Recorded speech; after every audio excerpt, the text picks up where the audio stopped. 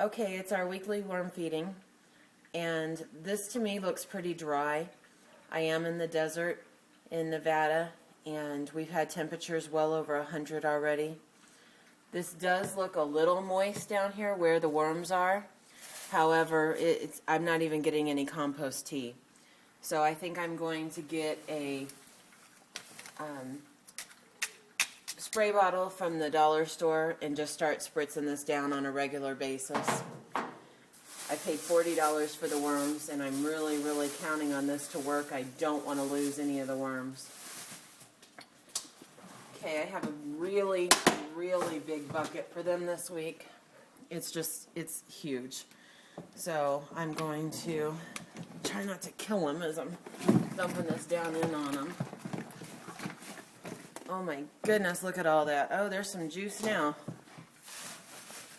Okay, so I'm going to go ahead and put this on both sides since there is so much of it.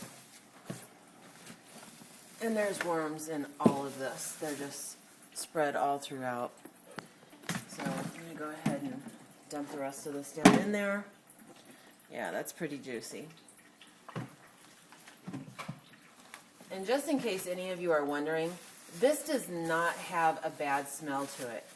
If you're worried about there being a smell in your garage or in your home or whatever, there's not. It just smells like food. There's no, even though it's already starting to rot and decompose, it's not bad. There's no bad smell to this. I'm going to rinse it out before we start again.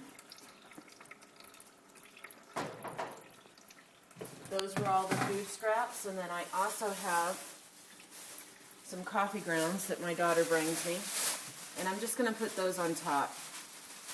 I don't know the direct effect that they have on the worms, but I don't want to overload them or kill them.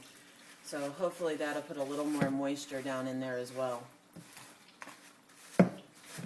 So that was a pretty big feeding this time. And hopefully I'll get a little compost tea. And I may still go ahead and spritz this down just a little because it is really, really dry. Okay, that's it for this week's worm feeding.